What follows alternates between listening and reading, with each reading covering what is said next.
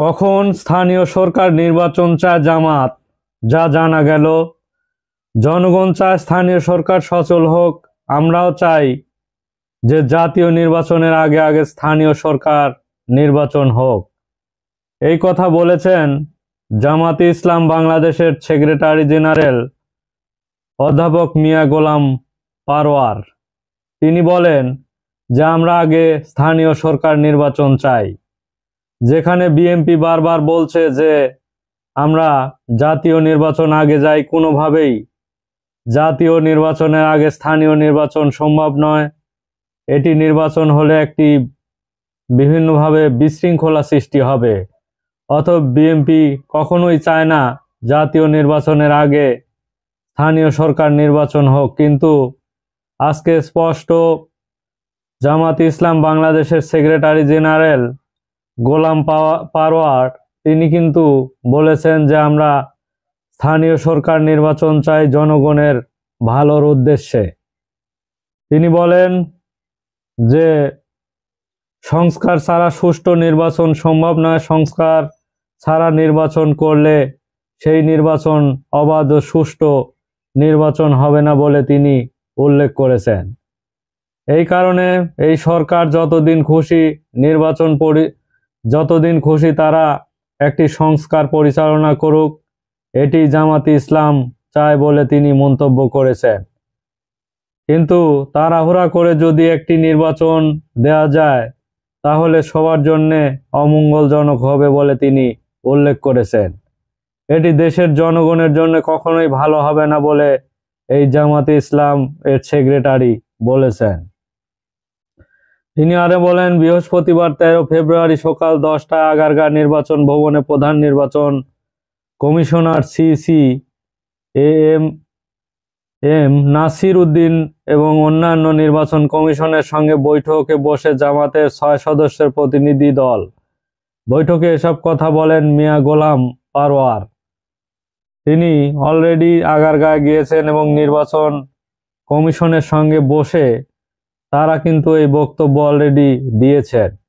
নির্বাচন কমিশনের সঙ্গে বৈঠকের বিষয়ে তিনি বলেন, নির্বাচন সুষ্ঠু, নিরপেক্ষ এবং অংশগ্রহণমূলক করার বিষয়ে মত বিনিময় হয়েছে, আলোচনা হয়েছে। আমরা বিভিন্ন বিষয়ে বর্তমান যে নির্বাচন কমিশনের সঙ্গে আলাপ করেছি এবং তাদের সঙ্গে আমাদের একটি ফলপ্রসূ আলোচনা হয়েছে। আমরা 23 দফা দাবি জানিয়েছি বলে তিনি উল্লেখ করেছেন।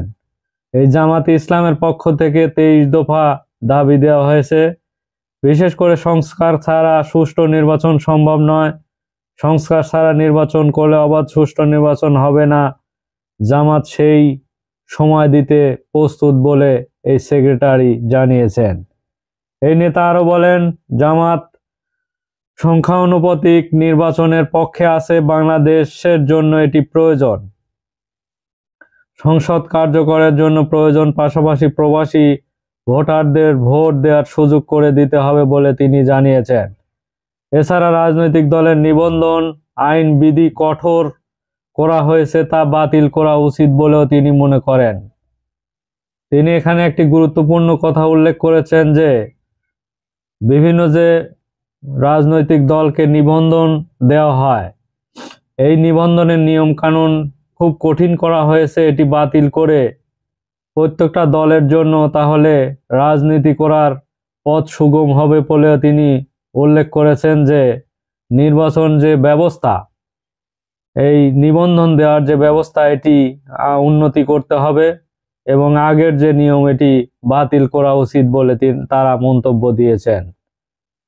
এ সময় সবার রাজনীতি করার অধিকার আছে বলে তিনি জানিয়েছেন। এক প্রশ্নের জবাবে জামাতের সেক্রেটারি বলেন, 300 আসনের নির্বাচনের প্রস্তুতি নিচ্ছি জামাত এবং প্রার্থিতা চূড়ান্ত হয়েছে। বর্তমান বাংলাদেশ জামাতের নিবন্ধন বিষয় আদালতে পেন্ডিং আছে। আমরা আশা করি ন্যায় বিচার পাবো এবং দাঁড়িপাল্লা প্রতীক পাবো বলেও উল্লেখ করা হয়েছে। তিনি জানান, জামাত ইসলাম জাতিসংঘের সব ইমেলের রেসপন্স করেছে।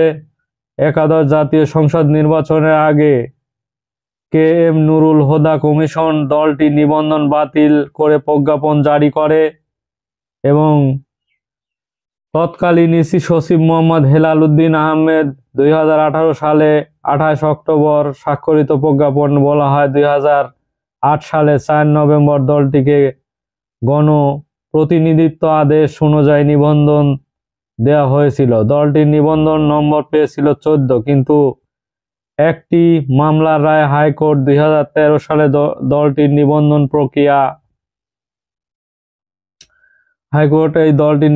প্রক্রিয়া অবৈধ এবং বাতিল ঘোষণা করে। এর কারণে নির্বাচন কমিশন দলটির নিবন্ধন বাতিল করে দেয়। অতএব জামাতে ইসলামের সেক্রেটারি বলেছেন, আমরা আদালতের কাছে ন্যায় বিচার পাবো এবং অতি সত্বর আমাদের নিবন্ধন ফিরে পাবো বলে জামাতে ইসলাম জানিয়েছেন।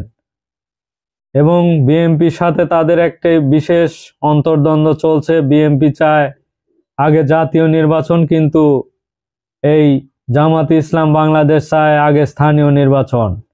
আসলে দেখা যায় শেষ পর্যন্ত ইসি তথা বর্তমান অন্তর্বর্তী সরকার কি সিদ্ধান্ত নেয়। ধন্যবাদ সবাইকে।